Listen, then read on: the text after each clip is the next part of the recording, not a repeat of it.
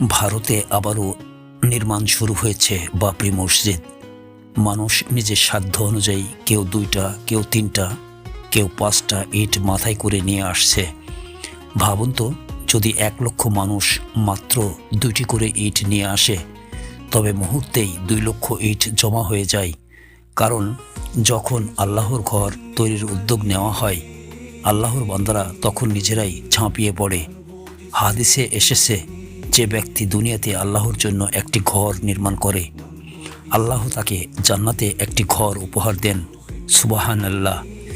30 বছর আগে 1992 সালের 6ই ডিসেম্বর অযোধ্যায় যখন বাবরি মসজিদ ধ্বংস করা হয়েছিল, ঠিক তারই 33 বছর পর একই তারিখে 6ই ডিসেম্বর ভারতের মুর্শিদাবাদে নতুন করে আরেকটি বাবরি মসজিদের নির্মাণ কাজ শুরু হয়েছে। নির্মাণের দিন হাজার হাজার মুসলিম মাথায় ইট নিয়ে হাজির হয়। প্রায় 40,000 মানুষের খাবারের আয়োজন করা হয়েছিল। 25 বিঘা জমির উপর বিশাল এই মসজিদ নির্মাণের ঘোষণা আসার পরেই কিছু সম্প্রদায়ের মানুষ এই কাজ বন্ধ করতে চেষ্টা করে।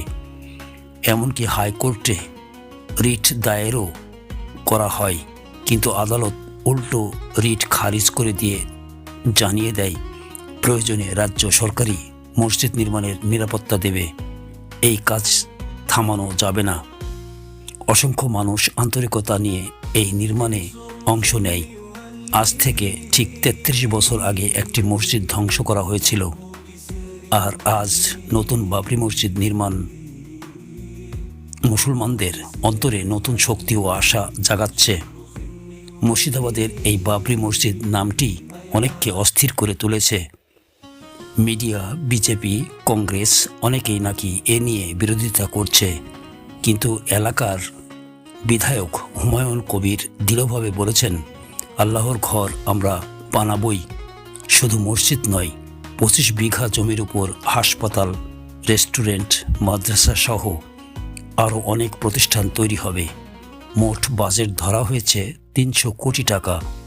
একজন ব্যবসায়ী একাই দিচ্ছেন 80 কোটি টাকা।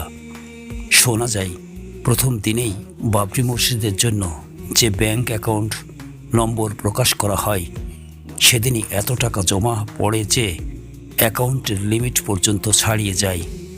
মানুষ দান করেছে অগণিত, শুধু আল্লাহর ঘরের জন্য, শুধু একটি নামের জন্য বাবরি মসজিদ। কিন্তু কিছু মানুষ আজও অকারণে আতঙ্কিত।